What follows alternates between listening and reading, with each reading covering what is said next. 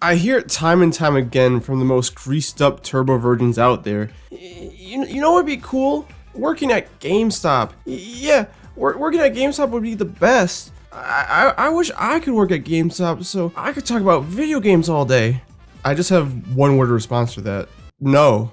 You don't want that. Trust me on this one. Because despite only working there for one summer when I was 17, I think I've experienced more than enough to make that claim. And don't get me wrong, I think we've all had that starry-eyed vision of what it would be like to work at GameStop at one point in our lives. And just to clarify, when I say we, I'm referring to us gross, sweaty gamers. For me, it was when I was a kid, and you know, looking back, my parents should have definitely been worried when all the other kids were wanting to grow up to be things like firefighters or astronauts, and all I said was I wanted to be a GameStop employee. Maybe that was just a sign of the perpetual virginity to come. I don't know. But let me just shatter the dreams for any GameStop employee wannabes out there real quick by giving you the inside scoop. First and foremost, you ain't getting the job. Let's go. You ain't getting the job. You're just not. It's actually pretty insane how hard it is to even land this job. Like, applying for GameStop should not be comparable to applying for an Ivy League college, but here I am about to make that comparison because applying to GameStop is just like applying to an Ivy League college, if not harder. I didn't stutter there. I say all this because during my first week, I noticed one of the drawers behind the counter stacked to the brim with papers. Like, that bitch was even hard to open. My coworker just told me they were applications, and I just assumed, like any rational person would, that all the papers were just blank applications until a couple days later when my manager actually showed me that every single application was filled out completely. Listen, man, you can buy a lottery ticket every day or you can apply to a new GameStop store every day. The success rate is about the same. I mean, I have seen my manager take applications from people and as soon as they leave the store, just immediately throw it in the trash. And not even out of like disrespect or they didn't like the guy applying. No, it was just because they were running out of space for the applications. Now, this ultimately raises the question of what fucking year did I work there for physical applications to still be the go-to choice? And the answer might surprise you because it was none other than the year of 2017.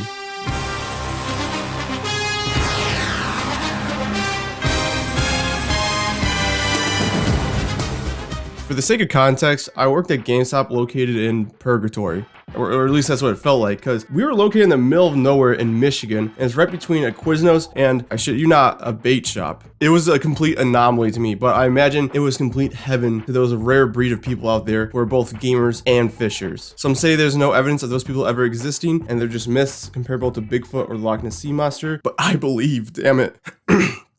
Anyways, it was a real redneck hillbilly type area where the internet ain't too fast and the people out there ain't too fast either, if you catch my drift. I mean, you already know you're kind of in more of a rural area when people make the internet plural. You know, shit like, I was on the internets and the other day when I saw this tractor.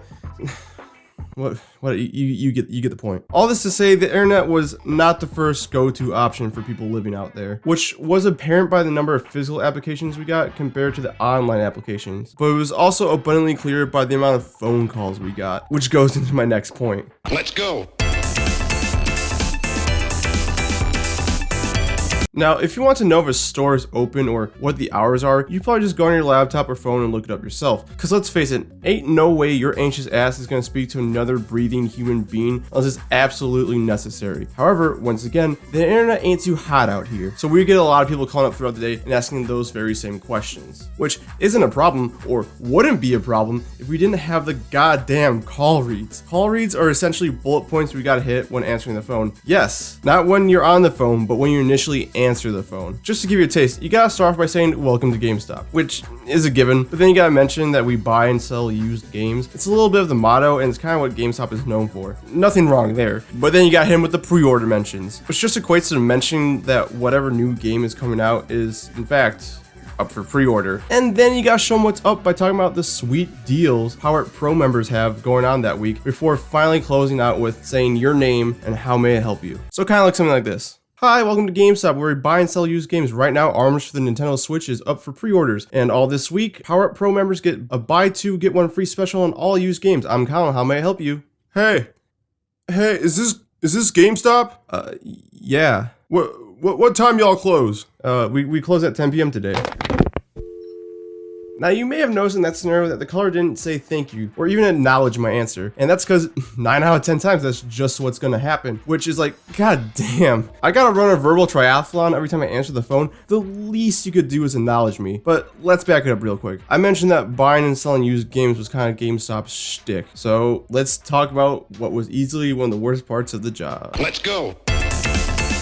I think fear is the most subjective thing in the world. What you find laughable, I may find truly frightening, and vice versa. But there is one thing so universal and unanimously strikes fear into any GameStop employee's heart, and that's a full-grown man walking into the store carrying 2 garbage bags, absolutely filled to the brim with video games. Now, trains are already a pain in the ass because you gotta manually type in every game as well as check the condition of the game, but for the most part, it's fine. But that's not the problem here. Let me paint it like this. If a guy ever comes in the store with an entire 10 plus years worth of games to trade in, clearly they aren't in the best financial situation right now and they are desperate for money. And I'm sure y'all have seen the memes and jokes at this point, but you ain't getting dick from trading in games. You'll be lucky if you can afford a Wendy's 4 for 4 after trading in your entire 360 collection. So when a person comes in who desperately needs money right now and trades in their entire video game collection spanning over 15 years and all I can offer them is 10 bucks, that's their breaking point. A verbal barrage of insults, swears, and even slurs that don't necessarily apply to me have all come my way at some point. I mean, hell, I learned a lot of new slang from trade-ins alone, and these outbursts were almost 100% guaranteed. The likelihood of a customer freakout directly correlates with the number of games they trade in. 2 or 3,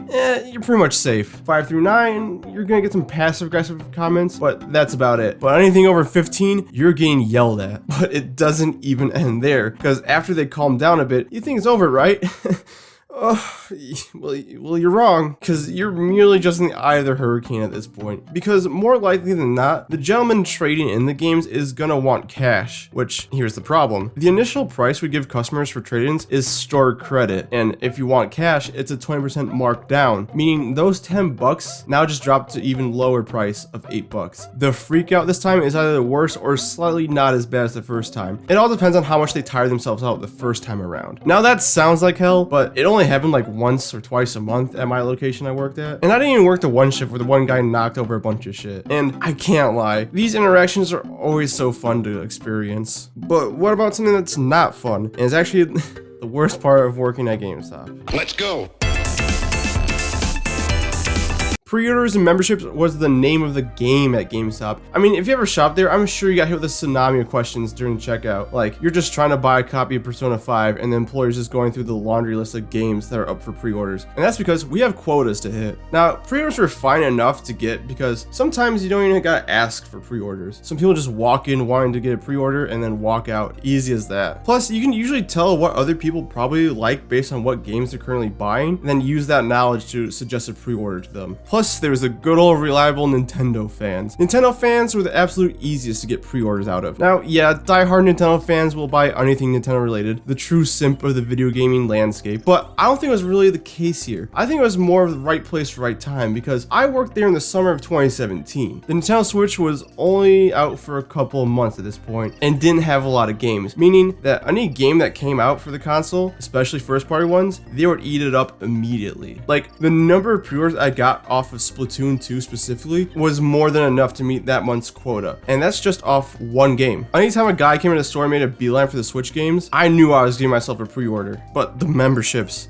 fuck me. Our store's pre-order sales were always amazing, but our membership signups sucked mondo dick. The only demographic I could kind of get to consistently get a membership were moms. Their kids would come in and buy a game, and I would strike up a conversation about how if the kids just now getting into video games, then I'll be seeing them back here quite often. Then I would use that to segue into the membership stuff. But that all depends if the kid actually buys a video game, because I don't know when the last time you stepped into GameStop was, but a solid third, if not more at this point, is just gaming merchandise, like shirts and toys. So if a kid didn't buy a game and just got some toy, I wasn't getting a membership. I think this was the worst part because I always felt bad for having to bombard the customers with questions at the end. And I can go on and on about the mundane problems that go into working at GameStop, like the cataloging and restocking of games, but I think that stuff is pretty universal with most minimum wage jobs. So all in all, in the end, do I recommend working at GameStop? No, but there's one saving grace, and one reason I didn't quit after a month, and one reason why I actually